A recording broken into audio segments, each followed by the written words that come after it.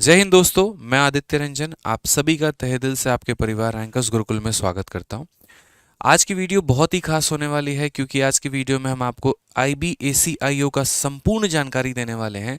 यहाँ पर कि इसमें कितने वैकेंसी आई है, किस तरह का ये काम है, कितनी आपको सैलरी मिलती है, कितना इसका कट ऑफ जाता है, कितने चरण में इसके पेपर होते हैं, इसके लिए क्या आपका सिलेबस है, कट ऑफ कितनी गई थी मेरे भाई, और क्या क्या मेरे भाई प्रोसेस है सिलेक्शन का, और किस तरीके से आप इसमें सिलेक्शन ले सकते हैं।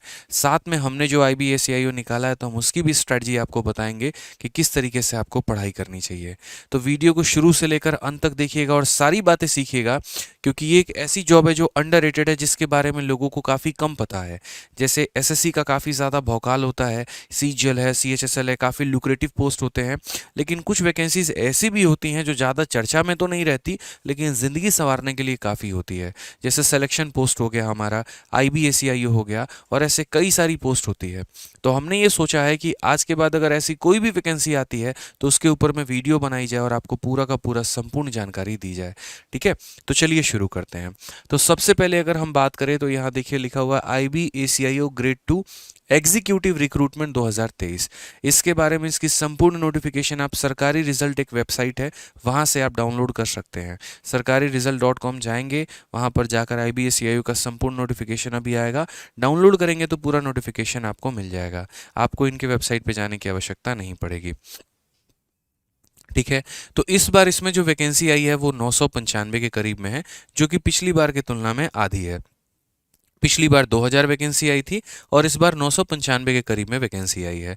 अगर हम बात करते हैं तो इसका जो एप्लीकेशन है वो 25 नवंबर 2023 से फॉर्म भरना इसका शुरू होगा और एक महीने के लगभग में फॉर्म भरे जाएंगे, और ये 15 दिसंबर 2023 को मेरे भाई फॉर्म भरने की लास्ट डेट होगी।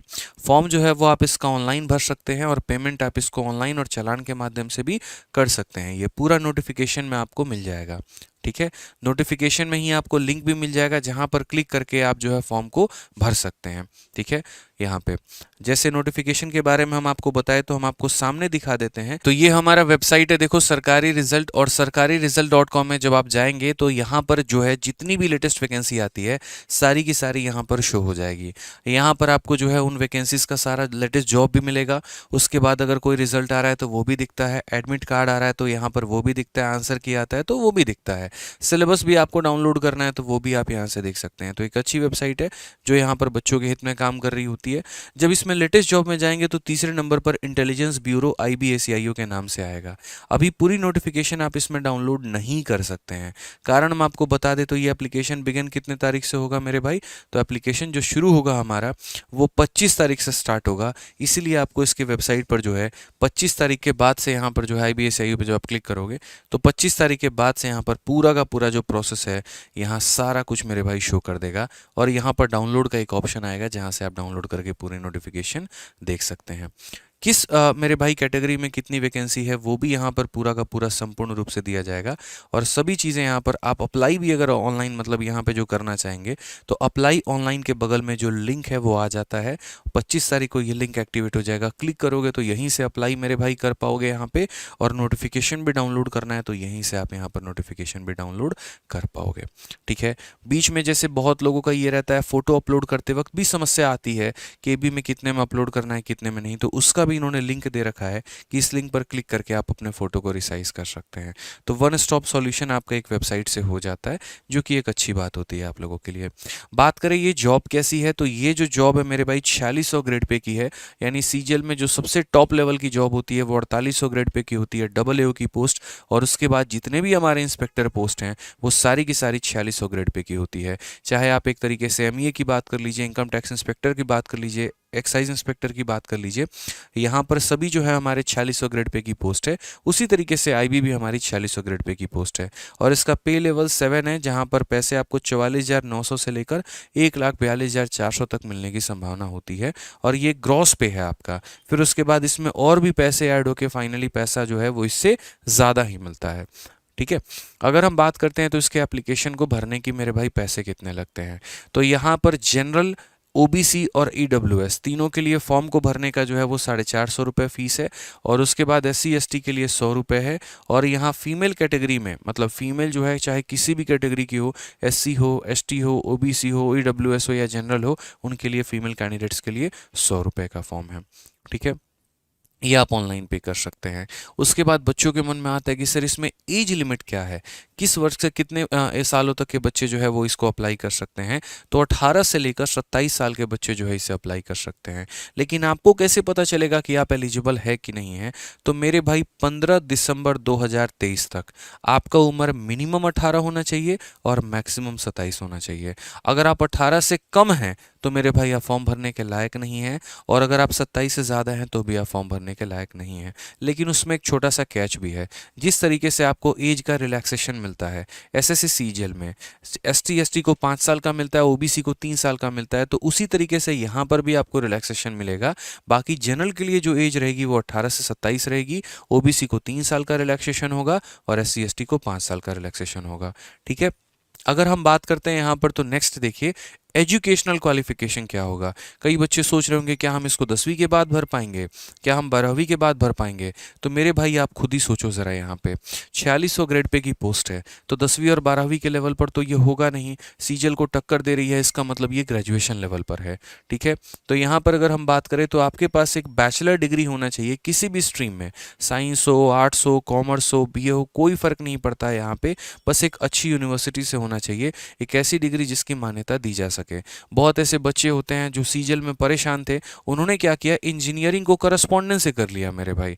मतलब रेगुलर कॉलेज ना जाके इंजीनियरिंग की डिग्री ले ली कहीं कहीं से, और बाद में उसकी मान्यता रद्द मानी गई, उसकी कोई वैल्यू नहीं रही।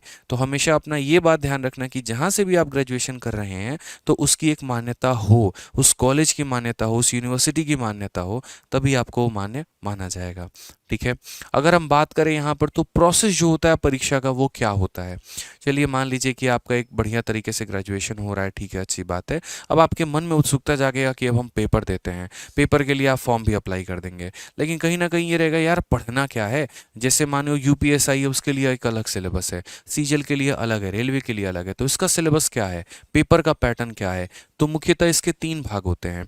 पेपर 1 जो होता है मेरे भाई वो आपका टेस्ट होता है, पेपर 2 जो होता है वो आपका डिस्क्रिप्टिव होता है, और तीसरा आप कह सकते हैं इंटरव्यू होता है। यानी कुल मिलाकर मेरे भाई 250 नंबर का पूरा ये प्रोसेस रहता है। एक एक स्टेप वाइज हम जानेंगे, चीज़ों को लेके समझेंगे अच्छे तरीके से, विस्तार रूप से। तो सबसे पहले जो पार्ट नंबर 1 होगा वो आपका होगा रिटन एग्जाम। जब आप फॉर्म भर देंगे तो उसके बाद एग्जाम का डेट आएगा, एडमिट कार्ड इशू होगा और आपको ये पेपर देने जाना होगा। इसे हम कहते हैं टीयर 1। टीयर 1 में क्या होता है, तो 100 ऑब्जेक्टिव एमसीक्यू होते हैं जो कि 5 भागों में बांटे गए होते हैं। जैसे आप एसएससी सीजीएल का अगर पेपर देते हैं तो 4 भाग उसमें मिलता है, मैथ का, इंग्लिश का, रीजनिंग का, जीएस का। यहाँ पर आपको 5 भाग देखने को मिलेंगे। बोलोगे सर 5वां भाग कौन सा है? Current affair. यहाँ पर क्या होता है कि जीएस को अलग कर दिया जाता है और करंट अफेयर को अलग कर दिया जाता है।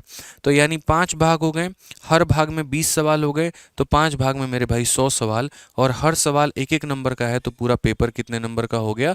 तो 100 नंबर का पेपर हो गया। ये जो पेपर होता है ये पहले ऑफलाइन होता था, अब ये पेपर ऑनलाइन हुआ है। लास्ट बार जो पेपर था वो ऑनलाइन हुआ था, और ये भी पेपर आपका ऑनलाइन ही होगा और 1 घंटे का होगा।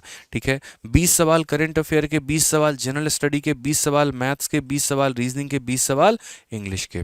ठीक है, और इसमें जो नेगेटिव मार्किंग होती है वो 1/4 के बराबर में होती है। यानी अगर आप एक तरीके से कह लीजिए 4 सवाल को गलत करेंगे तो आपका 1 नंबर कटेगा। ठीक है, तो यहाँ पर क्या हो गया, पेपर 1 आपने दे दिया। अब पेपर 1 दे दिया तो आपके मन में उत्सुकता होगी कि सर कट ऑफ कितनी जाती है। तो देखिए यहाँ पर कभी भी कट ऑफ ओपनली डिस्क्लोज नहीं किया जाता है, लेकिन इतना ज़रूर रहता है कि एक क्वालिफाइंग होता है। जैसे हम आपका नोट 2 यहाँ पढ़ाते हैं, देखिए आप जैसे सीडीएस का पेपर देते हैं, और सीडीएस के पेपर में क्या होता है कि मैथ्स भी क्वालिफाई करना है, इंग्लिश भी क्वालिफाई करना है, रीजनिंग भी क्वालिफाई करना है, जीएस भी क्वालिफाई करना है। एक मिनिमम नंबर होता है। बैंकिंग में भी ऐसे ही हर एक सेक्शन को क्वालिफाई करना होता है। उसी तरीके से आईबी में भी आपको हर एक सेक्शन क्वालिफाई करना होता है, ठीक है। The qualifying marks out of 100 कितना होगा मेरे भाई, तो यहाँ पर ओवरऑल, यहाँ पर हर सेक्शन को क्वालिफाई नहीं करना होता, ओवरऑल कम से कम आपका कितना आना चाहिए, तो ओबीसी में 34 नंबर आना चाहिए, यूआर का 35 नंबर आना चाहिए, एससी एसटी का 33 नंबर आना चाहिए। पूरे पेपर में यदि आपके इतने नंबर आ रहे हैं तो आप पेपर के लिए क्वालिफाई माने जाते हैं, एलिजिबल माने जाते हैं, अन्यथा आपकी क्वालिफिकेशन नहीं मानी जाती है। अब इतने में तो आप पेपर को क्वालिफाई करते हैं। फिर उसके बाद आपका सेकंड क्वेश्चन रहेगा, सर यहाँ कट ऑफ कितनी जाती है। तो क्या आपने कभी सीडीएस का कट ऑफ देखा है? कभी सीडीएस का कट ऑफ आप जानेंगे ही नहीं। सीधा लिस्ट में आपका नाम आता है और पता चलता है कि आप सेलेक्ट हैं, और नाम नहीं है तो पता चलता है आपका सिलेक्शन नहीं हुआ। वैसे ही IBACIO का भी मेरे भाई जो है वो सीधा लिस्ट में नाम आता है, और उसके बाद जो है आपका सिलेक्शन उस आधार पर जो है वो तय किया जाता है, ठीक है। अगर हम बात करें सर फिर भी मोटा मोटा अंदाजा जो है वो कट ऑफ कितनी जा रही है, तो आंसर की के अकॉर्डिंग वेरीफाई, जैसे मानो जो कैंडिडेट मेरे भाई सेलेक्ट होते हैं उनका एक सर्वे फिलअप फॉर्म कराकर एक बार देखा गया, तो पता चला कि इसकी जो कट ऑफ होती है वो लगभग 65 के करीब में जाती है, ठीक है। तो आप इतना एश्योर कर सकते हैं कि यदि 65 से ऊपर आपका नंबर है तो मेरे भाई जो है आप थोड़ा सा सिलेक्शन के रेस में हैं। हालांकि इस बार 65 से भी थोड़ा सा बढ़ सकता है, क्यों? क्योंकि वैकेंसी सीधी पिछली बार की तुलना में आधी है, ये भी एक बहुत बड़ा फैक्टर हो सकता है। तो जैसे मानिए कि आपने इसको क्वालिफाई भी कर लिया और अच्छे नंबर भी आ गए, तो आपका टीयर 1 में सिलेक्शन हो गया। अब टीयर 1 में सिलेक्शन हो गया तो उसके बाद क्या होगा, तो उसके बाद आपको मेरे भाई टीयर 2 देना होगा। और टीयर 2 अभी भी इनका ओल्ड मॉडल है। ओल्ड मॉडल का मतलब जैसे CHSL में और सीजीएल में हुआ करता था, आपको एक डिस्क्रिप्टिव का पेपर देना होता था जो कि 50 नंबर का पेपर होता था, ठीक है। हालांकि सीजीएल CHSL में 100 नंबर का पेपर होता था, इसमें जो होता है वो 50 नंबर का होता है। इस 50 नंबर में 30 नंबर का एस्से होता है और 20 नंबर का प्रेसी होता है, ठीक है। एस्से और प्रेसी कैसे लिखना है इसके लिए भी हमने वीडियो जो है वो यूट्यूब पर करा रखा है, तो आप वहाँ से देख सकते हैं, ठीक है। तो 50 नंबर का आपका ये डिस्क्रिप्टिव राइटिंग रहता है, ये बकायदा ऐसे लिखना होता है, खंड बने होते हैं, उनके अंदर में अपने शब्दों को बयान करना होता है। आप चाहे तो इंग्लिश में लिख सकते हैं, आप चाहे तो हिंदी में लिख सकते हैं। पूरा 1 घंटे का आपको वक्त दिया जाता है और ये 50 नंबर का आपका पेपर होता है, ठीक है। आपका टीयर 1 हो चुका है, उसके बाद आपका एस्से हो चुका है। फिर हमारा नेक्स्ट राउंड जो होता है वो मेरे भाई यहाँ पर होता है इंटरव्यू राउंड, ठीक है। अब बोलोगे सर ये इंटरव्यू पोस्ट, आपने तो कहा था सर ग्रुप बी और ग्रुप सी से इंटरव्यू हटा दिए गए हैं। मोदी जी जब आए थे तब उन्होंने ऐलान किया था कि क्या जरूरत है ग्रुप बी और ग्रुप सी पोस्ट में इंटरव्यू लेने की, हटा दीजिए इसको। बिल्कुल हटा दिया गया है, लेकिन बात यहाँ पर इंटेलिजेंस की हो रही है। यहाँ पर जो है मेरे भाई बुद्धि से लेकर संबंधित आपके देश के सिक्योरिटी की बात हो रही है।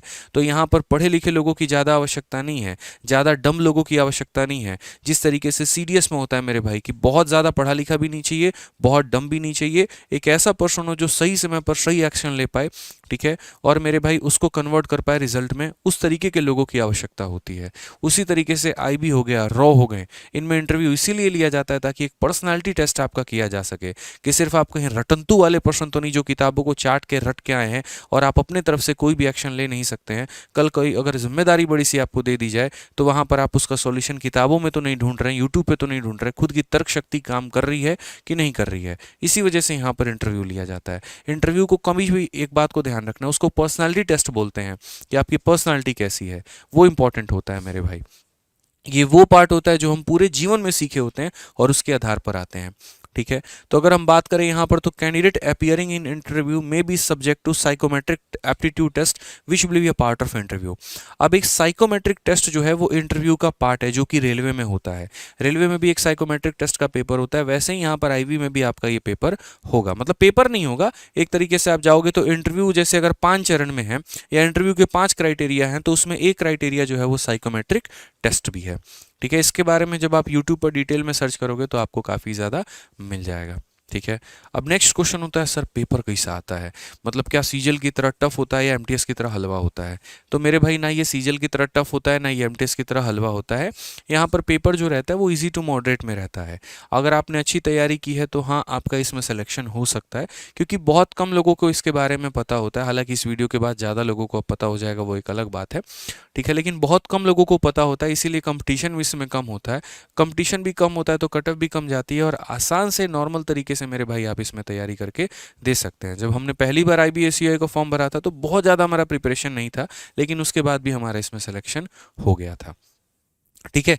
यहाँ पे दूसरी बात आपका होगा कि सर इंटरव्यू में किन बातों का ध्यान रखें। तो देखो अभी से थोड़ा सा मैं आपको इंटरव्यू के बारे में बता दे रहा हूँ, बाकी जब आप लोगों का इंटरव्यू का समय आएगा तो हम तब भी आप लोगों के लिए एक सेपरेट वीडियो बनाकर बता देंगे। अभी फिलहाल इंटरव्यू के बारे में अगर आप जानें तो इंटरव्यू में आपको इन चीज़ों का नॉलेज होना बहुत ज़रूरी है। जैसे हमारे इंटरनल सिक्योरिटी के बारे में कि हमारे इंटरनल सिक्योरिटी में भी क्या हो रहा है, जैसे हमारी एक अपनी जो कंट्री है उसका बाकी कंट्रीज़ के साथ कैसा रिलेशन है, किस तरह की मीटिंग हुई है, कितने MOU साइन हुए हैं, कितने MOI साइन हुए हैं, ठीक है, अभी क्या क्या हमारा समझौता हुआ है, कितने मिलिट्री एक्सरसाइजेस हमारे हुए हैं, जैसे इंडिया श्रीलंका का मिलिट्री ऑपरेशन हो गया, इंडिया अफगानिस्तान का हो गया, इंडिया अमेरिका का हो गया। तो मतलब एक तरीके से आप जब सिक्योरिटी के बारे में देखो, IB कैसा जॉब है, IB ऐसा तो जॉब नहीं है यहाँ पे जाके फाइल्ड होने वाला जॉब हो गया, मतलब यार देश की सिक्योरिटी के बारे में बात हो रही है। आपका जो पाला पड़ेगा वो मतलब इसराइल का मोसाद हो गया, पाकिस्तान की ISI हो गई, इन सभी इंटेलिजेंस के साथ एक तरीके से आपका पाला है। तो यानी आपका यहाँ पर इंटेलिजेंस के बारे में आपका खुद का कितना नॉलेज है वो भी एक टेस्ट किया जाता है कि आप वाकई में उसमें रुचि रख रहे हैं या बस सरकारी नौकरी प्राप्त करने के पर्पज से आप यहाँ घुसना चाहते हैं। ठीक है, वो बहुत मायने रख जाता है। जैसे बॉर्डर्स हो गए, नॉर्थ ईस्ट स्टेट के बारे में आपका क्या है, क्योंकि ये हाई सेंसिटिव होते हैं, यहाँ पर चाइना का थोड़ा सा जो है वो अटैक करने की संभावना ज़्यादा रहती है। तो इसके बारे में क्या विचार है आपके, आपको कितनी जानकारी है, क्योंकि जानकारी है नहीं तो एक्शन क्या ले पाओगे, क्या कोई प्लान बता पाओगे, तो वो वाली बातें हो जाती हैं। करंट इश्यूज इसीलिए क्योंकि करंट इशू का देखोगे तो करंट अफेयर को स्पेशल मेरे भाई 20 नंबर का वेटेज दिया गया है। जानकारी बहुत ज़रूरी है यहाँ पे। ठीक है, आप देखो एस जयशंकर जो है जब यूएनओ में स्पीच देते हैं कितना बढ़िया लगता है, क्योंकि उनको सारी जानकारी पता होती है। ठीक है, तो एक मेरे भाई डिप्लोमेट भी जो होता है वो जानकारी के तथ्य पर ही बात करे तो लोग सुनना भी पसंद करते हैं। उसी तरीके से इंटरव्यू में इन सभी चीज़ों का मेरे भाई जो है आपका पूरा का पूरा टेस्टिंग किया जाता है। ठीक है, अगर हम बात करें तो 2017 में एक IBACIU की वैकेंसी आई थी और उस समय 1300 वैकेंसी थी और पेपर जो हुआ था वो ऑफलाइन हुआ था, जो कि हमने दिया था। और उस समय तो हम नए नए तैयारी भी मतलब स्टार्ट की थी हमने, 2017 के एंड में आया हुआ था। ठीक है, उसके बाद 2020 में इसका पेपर हुआ 3 साल के बाद और उसमें 2000 वैकेंसी आई थी और पेपर तो ऑनलाइन मोड में हुआ था। और इस बार मेरे भाई जो वैकेंसी आएगी वो आपका आई है लगभग 995 के करीब में, फिर से 3 साल के बाद में, और ये पेपर भी आपका ऑनलाइन होगा। तो एक सुनहरा मौका है आपके पास में। ठीक है, अब बोलोगे सर इतना कुछ बता दिए तो ज़रा ये भी बता दीजिए कि जॉब कैसा है, पैसा वैसा है कि नहीं है, पावर है कि नहीं है, क्या है। तो मेरे भाई देखो पावर तो बहुत है लेकिन दिखा नहीं सकते, तो एक एक पॉइंट हम इसके बारे में आपको बताएंगे। सबसे पहले इसकी पोस्टिंग कहाँ पर होगी, तो आपकी पोस्टिंग ऑल ओवर इंडिया में कहीं पर भी हो सकती है। फिक्स नहीं है कि दिल्ली मिलेगा, फिक्स नहीं है कि मुंबई मिलेगा।